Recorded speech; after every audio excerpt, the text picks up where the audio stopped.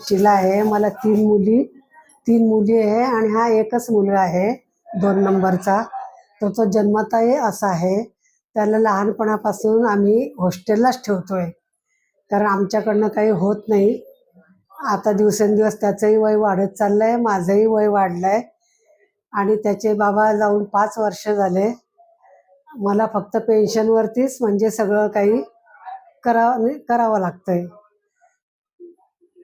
त्याचं औषध पाणी माझं दरमहा 5-6 हजार रुपये दरमहा माझे औषधामध्ये जातात, त्याचेही जातात आणि उरलं काय ते मला महिनाभरामध्ये भागवावं लागतं. त्यात पण मी त्याला कपडा लत्ता वगैरे सगळं काही घेत असते. त्यामुळे माझी अशी परिस्थिती आहे.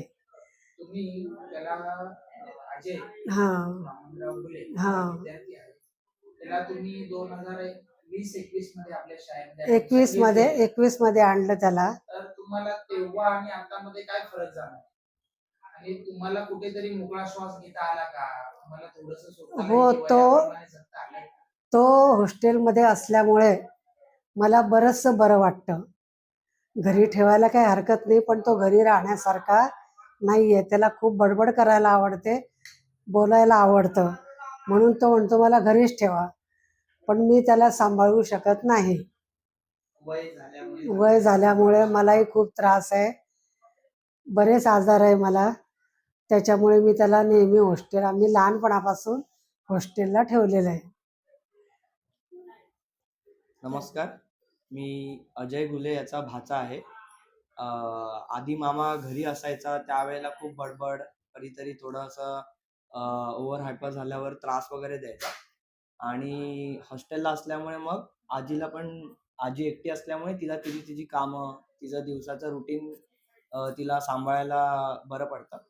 त्याच्यामुळे इथे ह्या हॉस्टेलला ठेवल्यामुळे आम्हाला या हॉस्टेलला ठेवल्याचा खूप फायदा झाला आहे. आणि थोडाफार तो काही इथे कामं करतो, नवीन गोष्टी शिकतो, तर त्याचाही त्याला पण फायदा झाला आहे. त्याच्यासारखी मुलं सोबत असल्यामुळे, त्यांच्यासोबत राहिल्यामुळे सर मॅडम सगळे खूप चांगले सांभाळतात. त्या गोष्टीचा आम्हाला खूप चांगला फायदा झाला आहे. घरामध्ये सतत आपला विद्यार्थी कुठेतरी काही गोष्टींमुळे कमी असल्यामुळे आपण त्याला घरात ठेवायचं. आज तुम्हाला असं वाटतं का की इथं मोकळा श्वास मिळालेला आहे? हो, त्याला इथे मोकळा श्वास मिळाला, कारण त्याच्यासारखी लोक आहेत, त्याच्यासारखी मुलं आहेत दुसरी. आणि दुसरी गोष्ट म्हणजे इकडे भरपूर ऍक्टिव्हिटीज आहेत त्याच्यासाठी करायला, जे की घरी नसतात. घरात राहणं, घराच्या बाहेर गेला तर मग तो कुठे जाईल, काय जाईल हे घरातल्यांना टेन्शन राहतं. पण इथे सांभाळायला लोक असल्यामुळे आणि दिवसभर काही ना काही ऍक्टिव्हिटीज कामं करत असल्यामुळे ते खूप त्याच्यासाठी खूप चांगलं आहे आणि घरच्यांसाठी पण. थँक्यू.